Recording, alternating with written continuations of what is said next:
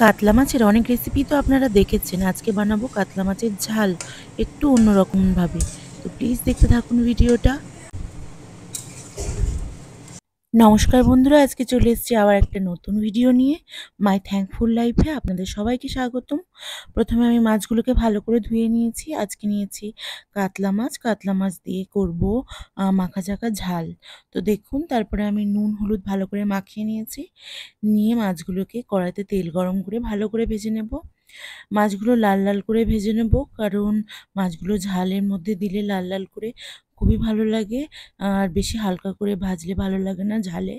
তো এবারে আমি ওই একই তেলের মধ্যে দিয়ে দিয়েছি পেঁয়াজ, কাঁচা লঙ্কা, টমেটো, আর দিয়ে দিয়েছি একটু আদা জিরে বাটা, একটু নুন, হলুদ, লঙ্কার গুঁড়ো দিয়ে আমি ভালো করে মশলাটাকে কষিয়ে নিয়েছি। তারপরে আমি দিয়ে দিয়েছি আলু। আপনারা চাইলে আলু নাও দিতে পারেন, আমি আলু ব্যবহার করেছি।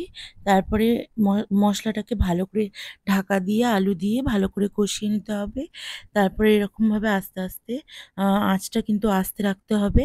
রাখার পরে দেখুন, যখন মনে হবে আলুগুলো গলে গেছে, তখন একটু জল দিয়ে দিতে হবে।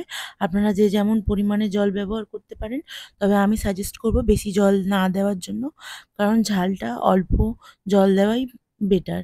তো এখন দেখুন আমি জল দিয়ে দিয়েছি। এবার আমি এটাকে আবার ঢাকা দিয়ে দেব ফুট ধরার জন্য। তো আমি জল দেওয়ার পরে কড়াইটা আবার ঢাকা দিয়ে দিয়েছি। দেওয়ার পরে ফুট ধরে গেছে। তারপরে আমি দিয়ে দেব মাছগুলো একটা একটা করে। তো লক্ষ্য রাখতে হবে মাছগুলো যেন বেশি সিদ্ধ না হয়ে যায়, তাহলে সব ঘেঁটে যাবে। তো দেখুন, তারপরে আমি একটু গরম মশলা শুকনো খোলায় ভেজে নিয়েছিলাম। নিয়ে তারপরে গরম মশলাটাকে আমি মিক্সি করে নিয়েছি। নেওয়ার পরে মাছগুলো যখন ফুটে এসছে, তখন আমি ওর উপর দিয়ে গরম মশলা ছড়িয়ে দিয়েছি। আর দেখুন, এখানে রেডি আমার কাতলা মাছের ঝাল। তো আপনাদের কেমন লাগলো রেসিপিটা জানাবেন। টাটা।